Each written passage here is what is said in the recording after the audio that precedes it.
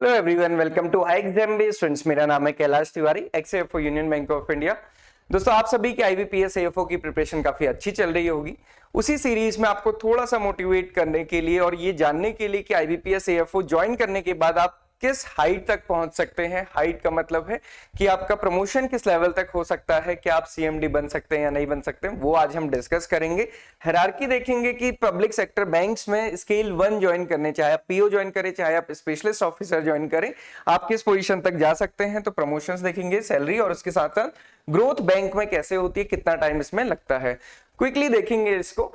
Officer scale 1 PO या फिर specialist officer, यहां पे ज्वाइनिंग होती है। आपकी जो ज्वाइनिंग होगी आईबीपीएस के एग्जामिनेशन के बाद, स्केल 1 ऑफिसर, प्रोबेशनरी ऑफिसर और स्पेशलिस्ट ऑफिसर, चाहे आप एएफओ हैं, चाहे आईटी में है, चाहे लीगल में है, सारी की सारी पोजीशन सेम होती है। सैलरी, पर्क्स एंड अलाउंसेस मोर और लेस, सैलरी तो सेम रहती है, अलाउंसेस में थोड़ा बहुत वेरिएशन आ सकता है, बट वो अगेन पोस्टिंग्स पे डिपेंड करता है, बहुत ज्यादा डिफरेंस नहीं होता है।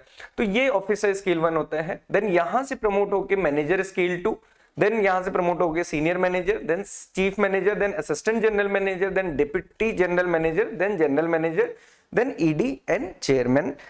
ये लास्ट की पोजीशन है, मतलब सीएमडी, जो कि पूरे बैंक को मैनेज करते हैं। अब हम यहाँ पे देखेंगे ऑफिसर स्केल 1। आपने जब ज्वाइनिंग की, आपने ऑफिसर स्केल 1 ज्वाइन किया। अब इसके 3 to 4 ईयर जब आपके कंप्लीट हो जाएंगे, 3 to 4 ईयर की सर्विस आपकी हो जाएगी, तो आप एलिजिबल हो जाते हैं प्रमोशन में बैठने के लिए। और प्रमोशन में बैठने का मतलब क्या है कि आप स्केल 1 से स्केल 2 बन सकते हैं। तो स्केल 1 से स्केल 2 बनने में आपका कितने टाइम बाद एलिजिबल हो रहे हैं? 3 ईयर to 4 ईयर। ये 3 to 4 ईयर क्यों है? ये वेरिएशन बैंक टू बैंक होता है, क्योंकि डेट ऑफ ज्वाइनिंग के अकॉर्डिंग वो एलिजिबल करते हैं कि कौन स्केल 2 प्रमोशन में बैठ सकता है, नहीं बैठ सकता है। जनरली अगर आप देखेंगे, मैं एग्जांपल लेके बताऊं आपको, जैसे पंजाब नेशनल बैंक है, वहां पे आप 3 ईयर की आपकी कंफर्म सर्विसेज हो जाती हैं, तो आप उसके बाद एलिजिबल होते हैं। ओके, प्रोबेशन भी उसमें इंक्लूडेड रहता है। एंड यूनियन बैंक में देखेंगे तो क्योंकि कट ऑफ डेट बनती है 1 अप्रैल और ज्वाइनिंग जनरली जून में होती है, तो इस वजह से उसमें 4 ईयर जब आपके कंप्लीट होते हैं तब आप एलिजिबल होते हैं। ओके, मतलब आपकी सर्विस को 4 ईयर हो जाते हैं बाय द टाइम जब आप स्केल 2 होते हैं। तो ये डिफरेंस थोड़ा बैंक टू बैंक या फिर कभी कभी जो पॉलिसीज होती हैं उस पर डिपेंड करता है। ये चेंज मोर और लेस चेंज हो सकती हैं। तो 3 ईयर का ये होता है जनरली कि 3 ईयर की सर्विसेज आपकी कंप्लीट होनी चाहिए ज्वाइनिंग के बाद से। तो कहने का मतलब है 3 to 4 ईयर में आप एलिजिबल होते हैं मैनेजर स्केल 2 के लिए।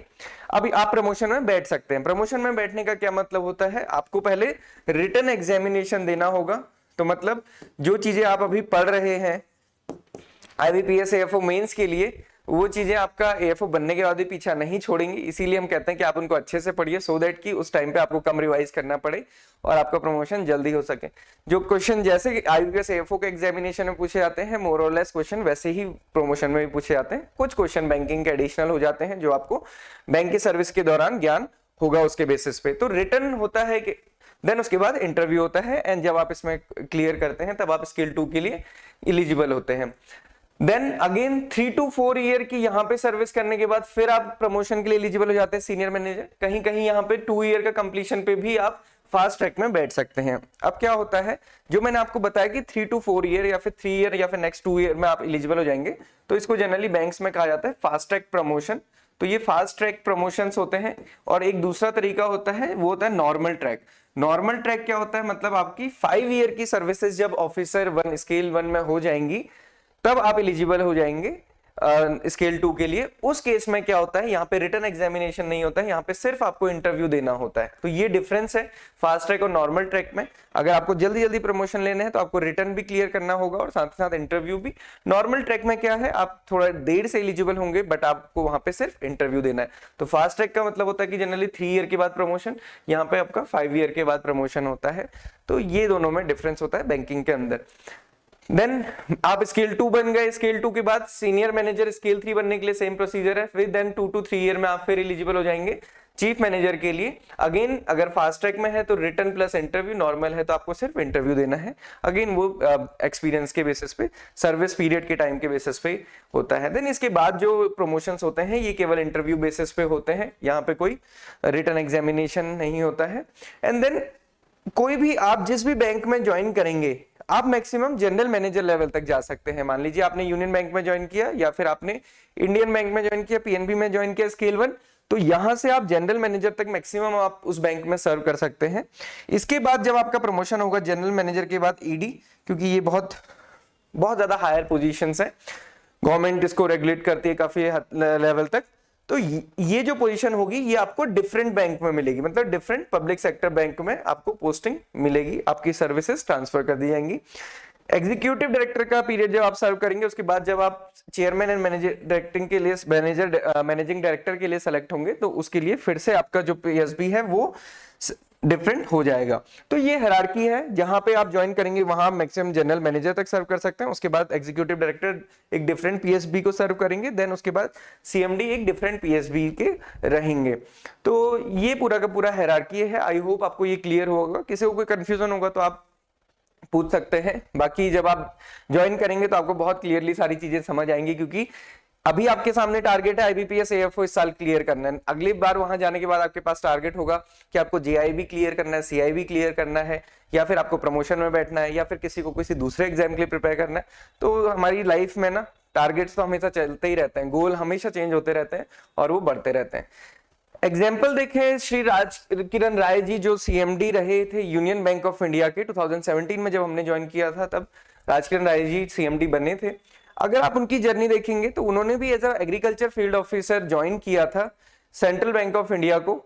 सेंट्रल बैंक ऑफ इंडिया में उन्होंने एज अ मतलब जनरल मैनेजर तक उन्होंने सर्व किया। आप यहाँ पे देखेंगे तो जो 17 ईयर तक उन्होंने डिफरेंट पार्ट्स में सर्व किया। उसके बाद जब एफजीएम बने मुंबई जोन के, तो वो मुंबई में आए। ओके, देन उसके बाद वो ईडी बने ओरिएंटल बैंक ऑफ कॉमर्स के। तो ईडी कहां पे थे? Oriental bank of commerce. Joining कहां थी? Central bank of India. Oriental bank of commerce अब मर्ज हो चुका है पीएनबी में। और फिर उसके बाद सीएमडी कहां पे बने? यूनियन बैंक ऑफ इंडिया में। यहाँ पे आप देखेंगे एग्रीकल्चर ग्रेजुएट थे और सर्टिफाइड मेंबर थे। बहुत सारी डिफरेंट पोजीशन पे उन्होंने सर्व किया है। देन मिस्टर सुनील मेहता जो सीएमडी रह चुके हैं पंजाब नेशनल बैंक के, वो भी एग्रीकल्चर ग्रेजुएट और पोस्ट ग्रेजुएट थे। ही holds master degree in agronomy. Agronomy में उनकी मास्टर थी। तो पोस्ट ग्रेजुएशन करने के बाद भी आप काफी ऊपर तक जा सकते हैं। देन उन्होंने अपने बैंकिंग करियर की start agriculture field officer Allahabad bank में स्टार्ट की थी।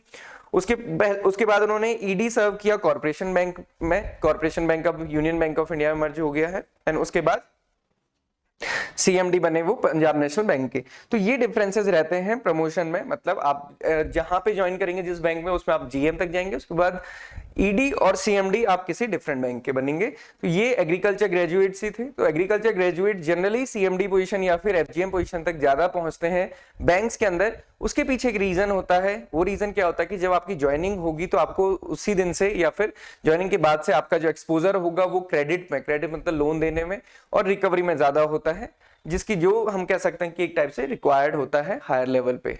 देन सैलरी अगर हम देखेंगे, क्योंकि हमने सैलरी एक बार पहले भी डिस्कस की थी, तो स्केल 1 की जो सैलरी रहती है अभी आज के टाइम पे देखेंगे तो बेसिक 36,000 रहता है। ग्रॉस अगर आप देखेंगे तो ये अराउंड 57,000 है।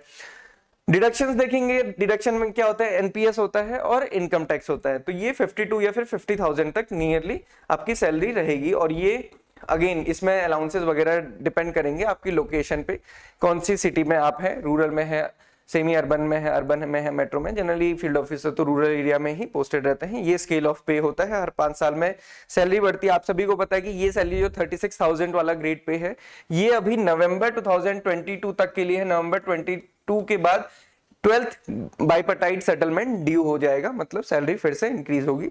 तो ये सैलरी इंक्रीज हो जाती है। देन स्केल 2 में जब प्रमोशन होता है तो आप देख सकते हैं कि ग्रॉस अर्निंग अराउंड 76,000 होती है। एंड अगेन वो डिडक्शंस पे डिपेंड करता है, क्योंकि आप एक बार जब बैंक ज्वाइन करते हैं उसके बाद आपके डिडक्शंस काफी हो जाते हैं, क्योंकि डेफिनेटली बैंक में जो फैसिलिटीज मिलती है जैसे लोन है या फिर बाकी अलाउंसेस हैं वो सारा हर कोई लेता है, तो उसके बेसिस पे डिडक्शंस बनते हैं। ग्रॉस आप देख सकते हैं 76,000 होती है। नेट सैलरी 65,000 तक हो सकती है। अलाउंसेस आप देखेंगे तो CTC 11 to 12 lakh per annum scale 2 में रहता है। स्केल 3 की सैलरी देखेंगे तो अराउंड ये जो सैलरी बनती है ग्रॉस सैलरी 1,05,000 रहती है। नेट सैलरी 82,000, क्योंकि उसमें इनकम टैक्स का हायर कंपोनेंट आ जाता है।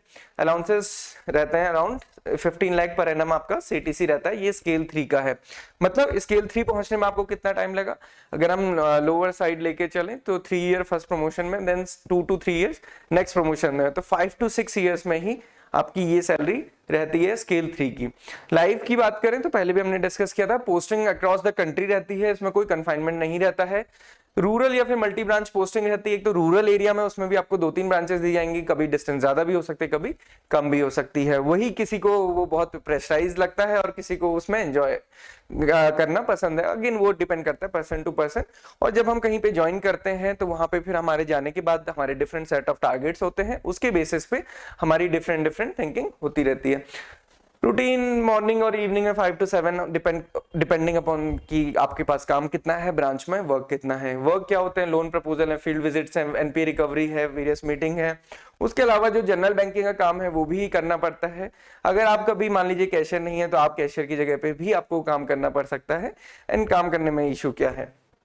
ओके, देन स्कोप की बात है तो गुड सैलरी है, सैलरी रिवीजन हर 5 ईयर में ड्यू है, जैसे मैंने आपको बताया कि अभी नवंबर 2022 के बाद ही ये ड्यू है। Opportunity to serve in top post, scope to serve the farmer community जो हम सोचते हैं, scope for preparing other services, travelling, ये सारी चीजें रहती हैं। सो आप इसको अच्छे से प्रिपेयर कीजिए। हमने 4 मंथ का स्टडी प्लान आपको दिया है, आप उसको डाउनलोड कीजिए, सेट कीजिए अपने टारगेट्स और उस पर काम करना शुरू कीजिए, है ना। अभी से टारगेट सेट करेंगे तो बैंक में भी, क्योंकि आपको डेफिनेटली वहां पे टारगेट मिलते रहते हैं कि आपको इस वीक में ये लोन करना है या फिर रिकवरी करनी है।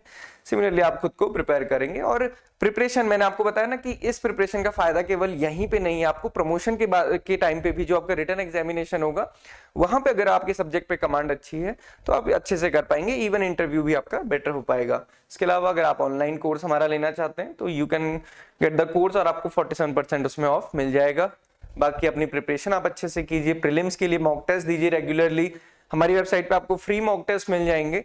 मॉक टेस्ट परचेज करने की जरूरत कहीं से भी नहीं है, बहुत सारे मॉक टेस्ट हैं, प्रीवियस ईयर पेपर्स हैं, इतने भी आप करते हैं तो भी सफिशिएंट है। इसके अलावा किसी का कोई भी डाउट, क्वेरी, क्वेश्चन है तो आप हमसे पूछ सकते हैं। Thank you for watching this video and have a good day ahead.